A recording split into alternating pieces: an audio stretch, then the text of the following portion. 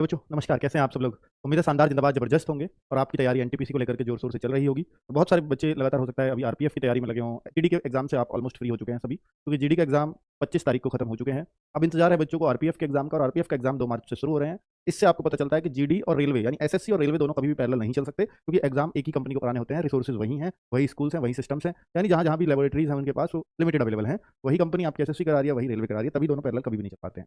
तो अब एसएससी खत्म हुआ है, एसएससी जीडी, रेलवे पूरे मार्च में रेलवे का एग्जाम रहेगा आरपीएफ का, और मार्च में आप देख पाते हैं कि तो एसएससी का कोई बड़ा एग्जाम नहीं है। ठीक है, बड़ा एग्जाम मतलब मेरा मतलब है जैसे टीयर 1 होता है सीजीएल, टीयर 1 होता है सीएचएसएल, पीओ टीयर 1 होता है, तो ये बड़ा एग्जाम है। टीपीओ टीयर 2 है मान लीजिए 8 तारीख का या 8 मार्च का, तो वो कोई बहुत बड़ा एग्जाम नहीं है, क्योंकि उसमें बहुत ज़्यादा संख्या में बच्चे नहीं बैठेंगे। बड़ा एग्जाम से मेरा मतलब ये है, ठीक है। तो अब इससे स्पष्ट होता है कि जो कंपनी है टीसीएस है, और वो टीसीएस कंपनी पैरेलल एग्जाम नहीं करा सकती। जाहिर सी बात है कि मार्च में किसी तरह की कोई भी संभावना एनटीपीसी के लिए नहीं थी, और ना है ना होगी। इसके बाद जो सबसे प्रबल संभावना है वो पहले ग्रेजुएट लेवल के एग्जाम होने की, और वो अप्रैल में है। ठीक है, उसके बारे में मैं थोड़ा सा अभी और आपको बात कर लूंगा डिटेल में कि अप्रैल, मई और जून वो एनटीपीसी के लिए ही फिक्स रखे गए हैं। अप्रैल, मई और जून इन 3 महीने में एनटीपीसी का ही एग्जाम कराया जाना है। अब पहले ग्रेजुएट लेवल, पहले 10+2 लेवल, उसके बारे में भी मैं आपको दिखा रहा हूँ। तो अभी मैं थोड़ा सा आपको इसके बारे में बताऊंगा कि आरडब्ल्यू अब आपके लिए प्रैक्टिस सेट्स जो आपकी बहुत लंबे समय से डिमांड चल रही थी वो भी हमने शुरू करने वाले हैं। ठीक है, एनटीपीसी ग्रेजुएट लेवल इसमें देखो पहले आ रहा है, तो पहले ग्रेजुएट लेवल ही होगा, जिसमें वैकेंसी भी ज्यादा 8113 वैकेंसीज है, जिसकी टेंटेटिव डेट अप्रैल दी हुई है। और ये अप्रैल जो दी है, आप ये मान लीजिए अगर अप्रैल में एग्जाम देना होगा, देखिए देने को तो ऐसे है कि कांस्टेबल का एग्जाम भी जनवरी और मार्च में दिया था, क्योंकि जनवरी में नहीं कराया गया, क्योंकि फरवरी में इसलिए नहीं था क्योंकि जैसे जीडी का एग्जाम ऑलरेडी डिक्लेयर्ड था, तो यहाँ वो मिसिंग रहा था। तो अब हम कह सकते हैं कि देखो थोड़ा मोड़ा चेंज देखने को मिल सकता है। हालांकि मार्च और जनवरी दिए थे, तो जनवरी की जो 4-5-6 डेट इसमें लिखी है उसमें ना करा के फिर पूरा एग्जाम आरपीएफ का मार्च में कराया गया। ठीक है, तो अभी हम थोड़ा मोड़ा चेंज एक्सपेक्ट कर सकते हैं, पर चीजें वही इसी हिसाब से चलने वाली हैं। पैरामेडिकल कैटेगरीज का एग्जाम पहले होगा, क्योंकि अब मार्च में पहले था कि आरपीएफ का जो एग्जाम है वो 7 मार्च को खत्म कर लिया जाएगा इस कैलेंडर के अकॉर्डिंग, पर ये इंटरनल कैलेंडर था, कभी भी पब्लिक में अनाउंस नहीं हुआ था। तो भाई अब ये हो रहा है 20 मार्च को खत्म, तो जाहिर सी बात है जब ये 7 मार्च को खत्म था तब ये पैरामेडिकल कैटेगरीज के एग्जाम को मार्च में करा रहे थे, तो मार्च के लास्ट में करा रहे होंगे ऑब्वियसली। पर अब ये 20 मार्च को खत्म हो रहा है, तो ये अप्रैल के शुरुआत तक होगा। पैरामेडिकल कैटेगरी को बहुत बड़ा एग्जाम नहीं होता, बहुत ज्यादा संख्या में बच्चे नहीं है, ठीक है, होगा। और ये अप्रैल के लास्ट में पूरी उम्मीद है कि आपका एनटीपीसी का एग्जाम शुरू हो जाए। तो अप्रैल के लास्ट मतलब 20-25 मार्च के बाद, 20-25 अप्रैल के बाद इसके बाद कभी भी आपकी डेट अनाउंस हो सकती है। अब ये डेट 10-15 मार्च तक ही आपको डेट क्लियर होगी। अगर अप्रैल में लास्ट में भी एग्जाम होना हुआ तो 15 मार्च से पहले आप बहुत एक्सपेक्ट मत करिए कि एनटीपीसी के एग्जाम की घोषणा हो जाएगी। और 15 मार्च के अगर बाद एनटीपीसी के एग्जाम की घोषणा ये होती है कि 25 अप्रैल से आपका एग्जाम होना है, तो फिर आप बताओ आपके पास दिन ही कितने बच जाएंगे। तो मैं आपसे कहता हूं कि भाई आपका एग्जाम इतना जरूर है कि अप्रैल के लास्ट में ना होकर के मई के फर्स्ट वीक में हो जाए, बस इतना ही चेंजेस हो सकते हैं, इससे ज्यादा चेंजेस नहीं होंगे। ठीक है, तो एनटीपीसी वाले बच्चे अपने आप को तैयार रखें कि अप्रैल के लास्ट में आपका एग्जाम हो जाना है हर हाल में।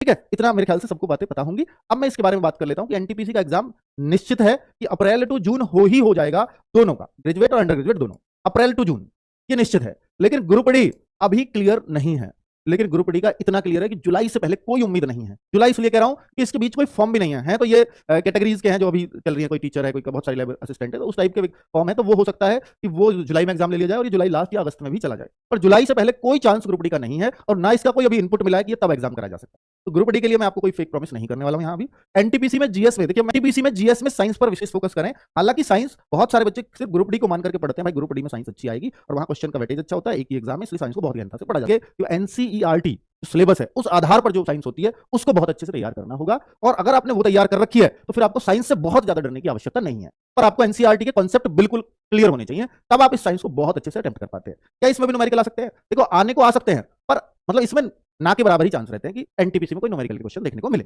पर ऐसी कोई कंडीशन नहीं है कि न्यूमेरिकल नहीं आ सकता। और न्यूमेरिकल कोई बहुत बड़ी चीज होती भी नहीं है, और बच्चे लगातार पूछते हैं कि भैया न्यूमेरिकल बहुत बड़ी, और न्यूमेरिकल भाई आप थोड़ा बहुत मैथ जानते हो, एक आध फॉर्मूले आपको एक्स्ट्रा साइंस में याद रखने पड़ जाते हैं, बस वो फॉर्मूले पुटा करने आने चाहिए, फिर आपको सबसे आसान न्यूमेरिकल ही लगेगा साइंस।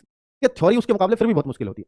ठीक है, तो एनटीपीसी सीबीटी 1 लेवल आसान आता है अगर मैं पिछली बार से कंपैरिजन करूं, क्योंकि हमारे पास जब कोई गैस करता है तो गैस किस आधार पर हम लोग करें कि एनटीपीसी सीबीटी 1 मुश्किल आएगा आसान आएगा, ये आधार पर किया जाएगा प्रीवियस ईयर में क्या हुआ था। तो वहां भी सेम पेपर हम दे चुके हैं, क्योंकि वहां जब पहले जब सीबीटी 2 होता था तो एनटीपीसी का तो हर लेवल के लिए अलग अलग होता था, इस बार ऐसा नहीं है। ठीक है, तो सीबीटी 2 जो होता था एनटीपीसी में, तो लेवल 2 के लिए थोड़ा सा मुश्किल, लेवल 3 के लिए और मुश्किल, लेवल 4 के लिए और मुश्किल, तो ऐसा आता था। इस बार मान लीजिए कंबाइंड रूप से अगर होना हुआ तो फिर वो सब तरह के क्वेश्चन उसमें देखने को मिल सकते हैं। तो इसलिए सीबीटी 1 तो आसान देखने को मिलेगा, लेकिन सीबीटी 2 में थोड़ी सी जादूगरी रेलवे की मिल सकती है। तो उसके लिए आप तैयार रहेंगे और हम भी तैयार रहेंगे, तैयारी। ठीक है, चलिए अर्थमेटिक और एडवांस मैथ्स का वेटेज तो आपको मालूम ही है कि अर्थमेटिक और एडवांस का वेटेज अगर हम देखें कि हाँ जी एडवांस मैथ्स भी आता है, ट्रिग्नोमेट्री, ज्योमेट्री आपके सिलेबस में है, तो mock test and practice set पर फोकस करें। ये मेरा आपके लिए जो है कहना है कि मॉक टेस्ट और प्रैक्टिस सेट दो चीज आपकी संजीवनी रहेंगी कि मेरे भाई mock test free of cost मिल रहे हैं रोजगार विद अंकित पर, और बिल्कुल रेलवे के जो भी हाल फिलहाल एग्जाम हो रहे हैं उन सबको ध्यान में रखते हुए ये सारे क्वेश्चन हम उनमें शामिल कर रहे हैं। ठीक है, अपने मॉक टेस्टों में आप उनको जरूर दिया करो। आपको पुराने जो अभी क्वेश्चन आए हैं या प्रीवियस ईयर जो आए हैं, अगर आप लगातार मॉक दे रहे हैं तो आप उन क्वेश्चनों से छूते नहीं रहोगे और आप रियल टाइम में उन्हें करना सीखो।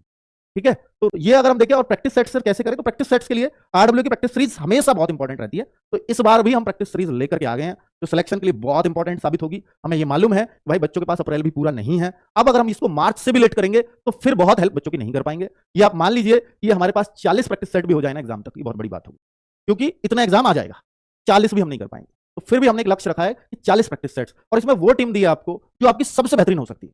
तो आप वो सारे टीचर्स आप देख सकते हैं इसमें जो आप चाहते थे, आरआरबी, एनटीपीसी और ग्रुप डी के भी अगर बच्चे हैं तो प्लीज ये सीरीज फॉलो करना, क्योंकि आपके एग्जाम की डेट। हेलो दोस्तों, जैसे कि आप लोगों को सर ने बता दिया है लगभग अप्रैल में स्टार्ट होने वाला है, तो आप लोग प्रैक्टिस सेट से जुड़ना ना भूलिए। जो भी भाई ग्रुप डी का तैयारी भी कर रहे हैं वो भी प्रैक्टिस सेट ज़रूर ले।